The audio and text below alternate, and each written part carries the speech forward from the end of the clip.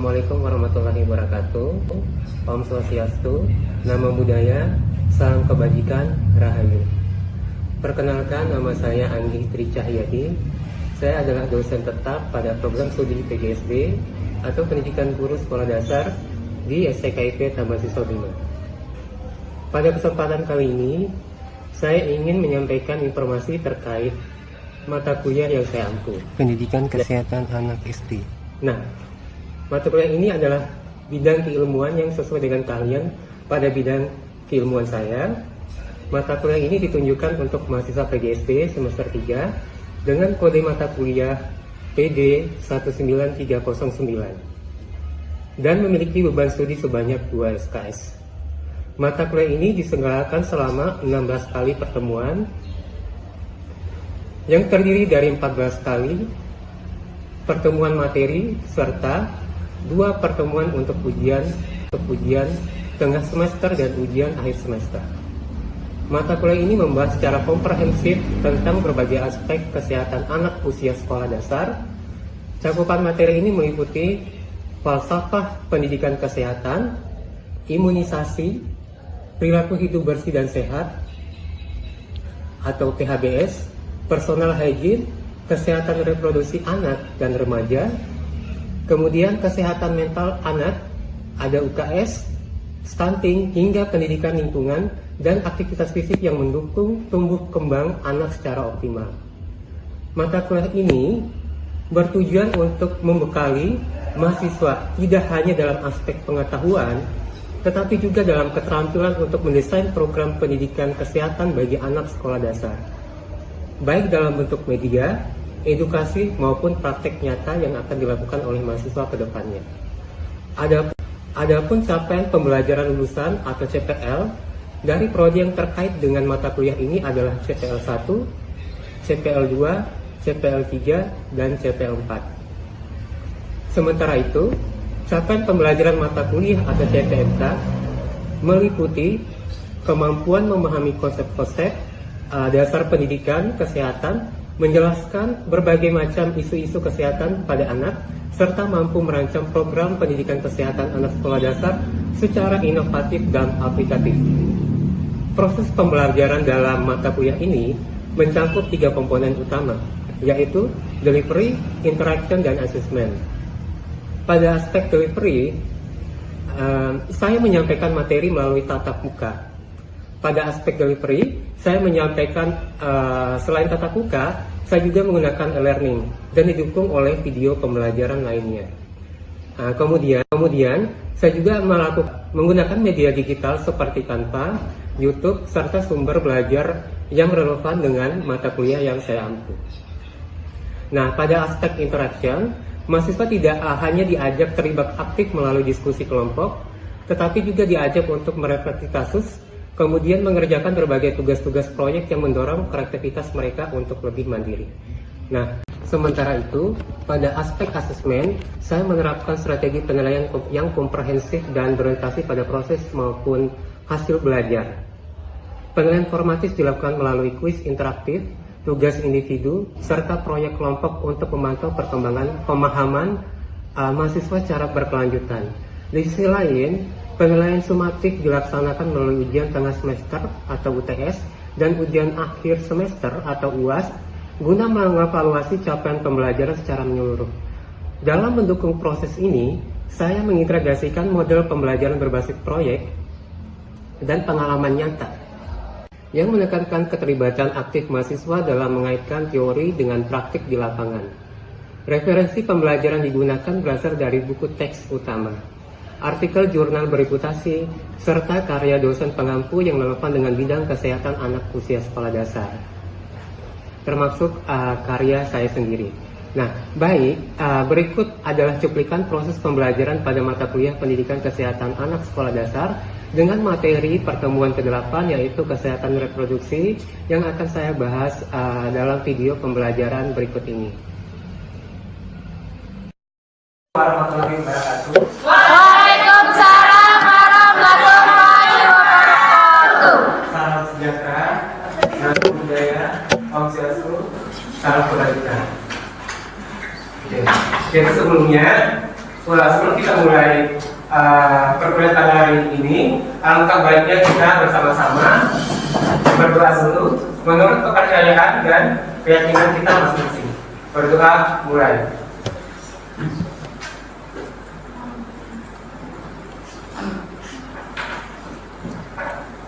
Berdoa selesai. Oke, baik ya. Nah, jadi sebelum kita masuk ke materi kita tentang kesehatan reproduksi, nah jadi kita absensi dulu ya untuk memastikan siapa saja sih yang sudah hadir pada hari ini, gitu ya. Nah, jadi di sini nanti kalian silakan buka si adabnya dan silakan scan barcode di situ untuk kehadiran, gitu ya. Dan silakan di scan ya. Oke. Nah, jadi kalau scan, mari kita mulai ya. Nah, jadi sebelum kita masuk ke materi kita hari ini tentang kesehatan reproduksi, jadi ada yang ingat nggak materi minggu kemarin? Tentang apa? Ya, personal hygiene atau upaya menjaga kebersihan dan kesehatan diri sendiri secara menyeluruh yang mencakup kebersihan tubuh, pakaian, dan lingkungan langsung seseorang. Oke, bagus ya. Nah, jadi memang seperti itu. Nah, jadi kalau sudah semuanya menguasai materi minggu lalu, jadi kita berpindah untuk materi pada hari ini, yaitu kesehatan reproduksi. Nah, jadi ada beberapa indikator penting yang akan kita bahas di kesehatan reproduksi ini, yaitu tentang bagaimana pengertiannya, kemudian apa sih bedanya dengan seksualitas itu, kenapa pendidikan seksualitas dan kesehatan reproduksi itu sangat penting diajarkan di sekolah dasar, gitu ya. Kemudian apa saja sih yang bisa timbul ketika anak itu tidak paham atau tidak pandai mengenali organ reproduksinya, gitu. Nah, jadi termasuk kekerasan seksual pun bisa terjadi karena anak-anak itu tidak mampu melindungi dirinya sendiri, organ reproduksinya sendiri. Makanya kesempatan datang, kemudian anak jadi korban pelecehan, gitu ya? Iya. Oke. Nah, jadi kita masuk ke pengertian kesehatan reproduksi dulu nih. Kesehatan reproduksi itu adalah upaya yang berkaitan dengan kesehatan jiwa, fisik, gitu ya, emosional yang berkaitan dengan fungsi daripada organ reproduksi itu sendiri, gitu. Nah, jadi itu adalah pengertian standar dari kesehatan reproduksi. Nah, jadi setelah kita paham, kenapa penting banget nih kita mempelajari kesehatan reproduksi ini.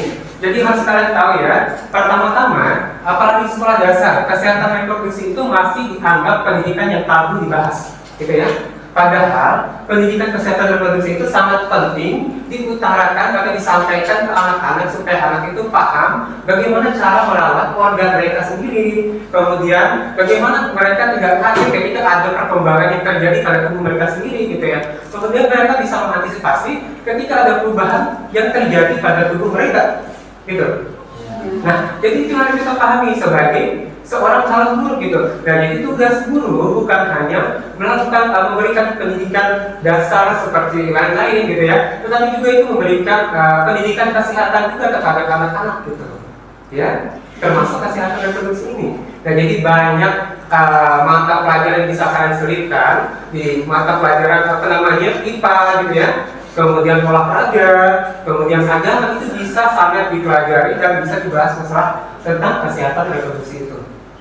Nah, jadi di sini kita berpindah terusnya ke pendidikan seksualitas. Apa sih pendidikan seksualitas itu? Kalau kita bicara tentang seksualitas itu, apa yang tergambar di pikiran ini? Seksualitas itu lebih merujuk ke sifatnya. Nah, kalau reproduksi itu merujuk kepada organnya, gitu. Sifat daripada manusianya itu, gitu. Bagaimana dia, gitu. Nah, jadi yang harus kita pahami di sini banyak nih yang harus kita pelajari dan harus kita berikan terhadap anak-anak terkait kemampuan atau pemahaman kesehatan reproduksi itu. Nah, jadi kenapa sih anak-anak zaman sekarang itu banyak yang mengalami pubertas lebih cepat daripada seusia normal lainnya, gitu. Ada yang tanya seperti itu ya. Padahal biasanya laki-laki misalnya pubertas usia 12 tahun, kok bisa di 10 tahun udah pubertas, bahkan 9 tahun sudah, gitu. Apa yang terjadi ke anak-anak zaman sekarang? Seharusnya perempuan normal pubertas di usia misalnya 11 tahun, gitu, di kelas 5, gitu ya. Kenapa bisa itu lebih cepat, gitu? Usia 11 tahun, apa yang terjadi pada anak zaman sekarang, gitu ya? Nah, jadi ada sesuatu di situ. Apa yang terjadi? Apa kasusnya gitu? Jadi harus kita perhatikan sama-sama. Kenapa anak-anak zaman sekarang seperti ini? Karena terpapar hal yang berbau negatif juga. Itu adalah pengaruh tidak langsung yang bisa mengembangkan emosional dan psikologis anak menuju ke pubertas yang mendorong mereka lebih cepat menuju ke remaja gitu. Nah, seperti itu. Nah, itu mereka dapatkan daripada tontonan mereka sehari-hari gitu ya.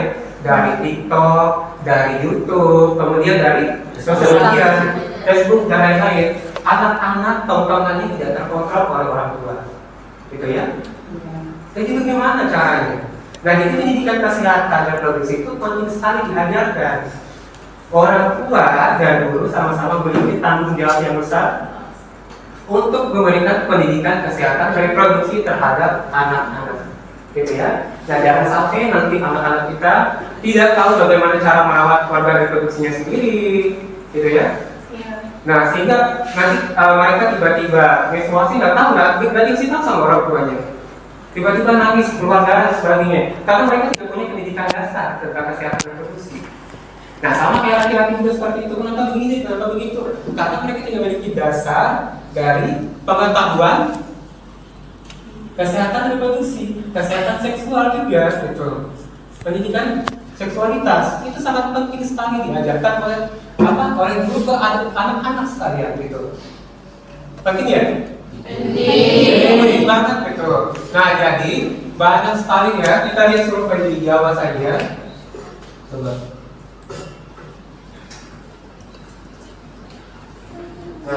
Nah, jadi untuk anak usia kelompok di bawah 25 tahun saja itu banyak sekali yang menderita kasus-kasus PMS gitu.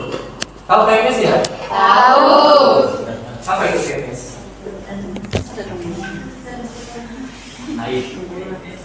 Penyakit menular seksual, gitu ya. Nah, jadi penyebabnya apa? Penyebabnya karena anak-anak itu tidak dibekali pengetahuan kesehatan reproduksi. Mereka tidak tahu, mereka kelewat batas, gitu ya. Nah, kenapa munculnya anak-anak yang melakukan pernikahan dini gitu? Karena mereka tidak tahu bagaimana ilmu dari kesehatan reproduksi itu. Apakah rahim mereka sudah siap di usia 18 tahun? Tidak. Usia rahim siap itu siap di usia 20 tahun baru dia siap untuk mengandung. Kalau di bawah 21 tahun itu dia paksa untuk mengandung, maka rentan sekali mengalami keguguran. Nah, karena itu penting sekali mereka itu diberikan pemahaman. Jangan melakukan hal-hal negatif dan lain-lain. Itu penting ya. Pendidikan seksualitas untuk anak dan remaja itu sangat penting diajarkan di anak-anak, gitu ya. Pendidikan sejak dini itu sangat penting untuk membentuk karakter anak, gitu ya. Semakin dini pendidikan diberikan, semakin bagus karakternya nanti, gitu ya. Karena mereka akan lebih tahu lebih awal mana yang lebih bagus dan mana yang tidak bagus, gitu. Nah, sampai sini ada yang mau dipertanyakan dulu nggak? Ya, silakan. Baik, di sini saya ingin bertanya kepada Bapak, bagaimana guru SD cara kita mengantisipasi siswa yang mulai menunjukkan ketertarikan pada lawan jenis secara terbuka di kelas padahal masih SD. Oh iya. Nah, jadi pertanyaannya sangat bagus ya, sangat penting. Nah, jadi kalau kalian lihat fenomena zaman sekarang, itu ternyata anak SD pun itu sudah banyak mulai pacaran. Iya. Bahkan japri-japri pribadi itu kakek saya, mama papa gitu ya. Iya. Nah, gitu. Apa yang membuat kita seperti itu? Bagaimana caranya untuk mengatasi itu, gitu ya? Nah, jadi sebagai seorang guru, kalau kita lihat tanda-tandanya, maka akan lebih mudah dikenali gitu. Nah, maka lebih mudah untuk kita tanamkan pendidikan karakter, kita ajarkan norma agama gitu ya. Selama mereka itu masih anak-anak, maka pendidikan itu masih gampang dan mudah masuk ke mereka. Sesudah mereka remaja gitu ya, bukan remaja ya, setelah mereka remaja, maka mereka itu akan mulai keras kepala, sehingga kalau kalian kasih pendidikan, mereka itu akan tidak menerima dan hanya masuk ke telinga kanan telur tinggi. karena mereka sudah masuk ke tahap pembangkang remaja itu. gitu ya. Iya. Maka daripada itu, semakin dini diberikan pendidikan seksualitas dan kesehatan reproduksi, maka anak-anak itu akan semakin lebih dapat sadar akan pentingnya bagaimana melindungi diri mereka sendiri, gitu ya. Nah, bukan hanya dari situ juga. Jadi melindungi diri mereka juga itu dari kasus-kasus kekerasan seksual yang dapat terjadi di mana-mana. Nah, kekerasan seksual ini bukan hanya terjadi dilakukan oleh orang luar aja, bahkan keluarga sendiri pun itu bisa jadi pelaku, gitu. Kalau kita tidak mengajarkan anak-anak itu bagaimana cara untuk merawat organ reproduksi mereka, merawat organ reproduksi mereka, maka mereka akan mengabaikan ketika ada orang asing itu memegang bagian-bagian sensitif mereka. Gitu. Misalnya memegang pundak, dada, atau pinggul, itu bagian sensitif sebenarnya. Tetapi anak-anak tidak sadar bahwa itu adalah bagian paling penting daripada tubuh mereka yang harus mereka jaga. Gitu. Dan mereka lindungi. Nah, daripada itu, pendidikan reproduksi dan seksualitas ini sangat penting sekali kita ajarkan di anak-anak SD. Nah, jadi banyak banget kasus-kasus tuh. Remaja resiko tinggi terhadap BMS termasuk HIV, AIDS, itu data. Ya, ada datanya gitu ya. Nah, setiap 5 menit remaja di bawah 25 tahun itu terinfeksi HIV. Ngeri banget ya.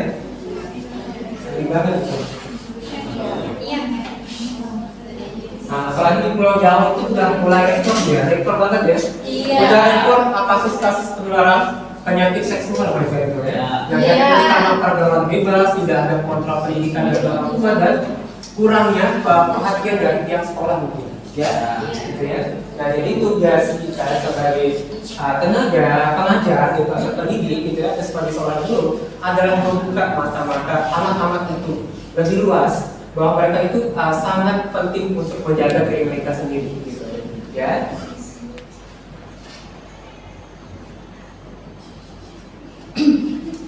Nah, jadi penting juga anak-anak itu dikasih paham bagaimana sih jenis-jenis perubahan fisik yang dialami oleh tubuh wanita dan tubuh laki-laki, serta mereka itu tidak kaget ketika mereka itu mengalami perkembangan itu. Kok tiba-tiba saya tumbuh janggut gitu, kaget mereka.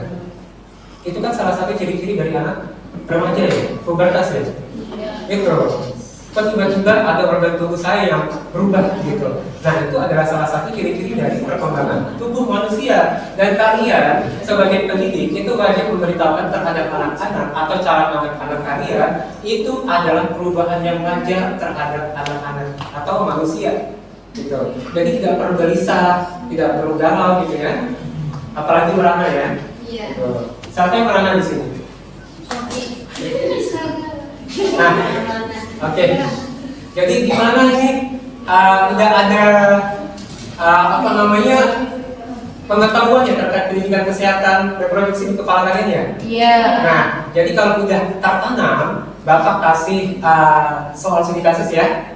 Nah, jadi kalian coba buka grupnya atau juga bisa buka si adatnya. Di situ ada soal studi kasus yang Bapak taruh atau Bapak kirim. Kalian buka dan kalian bentuk kelompok 4 ya. 4 di situ 2, 4 situ 2, situ 4, situ 2 ya, itu aja ya. Oke. Nah, jadi di situ kalian lihat soalnya, studi kasusnya. Bapak berikan waktu 5 menit untuk kalian berdiskusi. Silakan.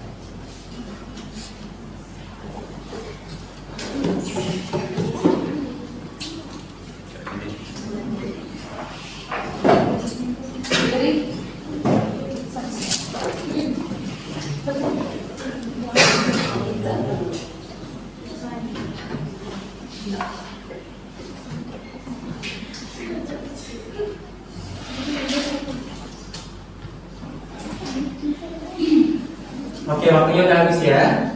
Nah, jadi udah lihat case study-nya? Sudah. Jadi ada yang bisa memecahkan case study itu enggak?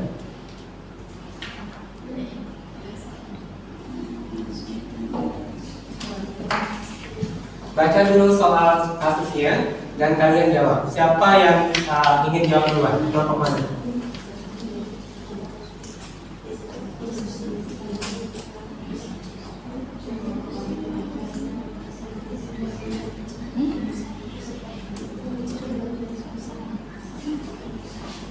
Ayo langsung jawab. Ayo langsung. Siapa? Kelompok mana?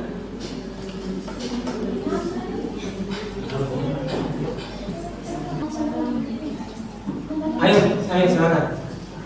Sekelompok orang tua siswa memprotes guru karena menyampaikan materi kesehatan reproduksi dasar seperti menstruasi dan perubahan tubuh karena dianggap tidak pantas untuk anak SD. Dan jawabannya, guru dapat menjelaskan urgensi pendidikan kesehatan reproduksi atau HESPRO kepada orang tua dengan cara menekankan bahwa materi ini bertujuan membekali anak untuk memahami perubahan tubuh, menjaga kebersihan diri dan melindungi diri dari sentuhan tidak pantas, bukan mengajarkan hal-hal yang lalu. Guru dapat menyampaikan data ilmiah misalnya bahwa anak mulai mengalami pubertas lebih dini sehingga perlu edukasi yang sesuai usia untuk mencegah kebingungan atau risiko pelecehan. Untuk pelibatan orang tua, guru bisa melakukan sosialisasi sebelum pembelajaran, memberikan tugas rumah bertema HESPRO yang melibatkan orang tua, menyediakan buku, panduan atau leaflet, dan membuka komunikasi lewat forum orang tua atau grup WhatsApp yang edukatif. Strategi ini membantu menciptakan sinergi antara sekolah dan rumah dalam mendidik anak secara sehat dan bijak. Oke, bagus jawabannya, tepuk tangan dulu ya. Ini luar biasa perkuliahan kita pada hari ini ya. Iya, Pak. Oke, jadi sebelum Bapak menutup pertemuan kita hari ini, ada yang bisa kasih kesimpulan nggak daripada materi hari ini? Bisa? Ya, silakan. Baik, saya akan membacakan kesimpulan dari reproduksi. Reproduksi adalah proses biologis yang penting bagi keberlangsungan makhluk hidup. Melalui reproduksi, makhluk hidup dapat mempertahankan jenis dan mewariskan sifat-sifat genetik. Oke, cukup ya. Nah, jadi jawaban dari temannya itu mengenai pertemuan kita pada hari ini ya. Nah, jadi kita tutup pertemuan hari ini dengan mengucapkan Alhamdulillah. Nah, jadi jangan lupa minggu depan silakan pelajari tadi materi minggu depan. Kalian bisa lihat langsung RPS-nya di si adab ya. Iya, Pak. Apa si adab yang biasa di. Oke, demikian untuk pertemuan hari ini, sampai jumpa minggu depan. Wassalamualaikum warahmatullahi wabarakatuh.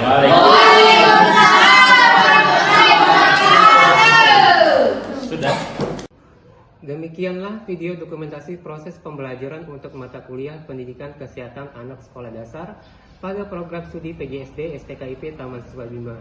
Video ini disusun sebagai bagian dari pembunuhan dokumen pernyataan diri dosen dalam rangka unjuk kerja tridharma perguruan tinggi atau PDD UKTPT. Harapannya tayangan ini dapat memberikan gambaran yang utuh serta menjadi bahan pertimbangan positif dalam proses penilaian sertifikasi dosen gelombang pertama tahun 2025. Terima kasih atas perhatiannya dan kesempatannya. Wassalamualaikum warahmatullahi wabarakatuh. Salam, Om Santi Santi Om. Namo Buddhaya, salam kebajikan, Rahayu. Terima kasih.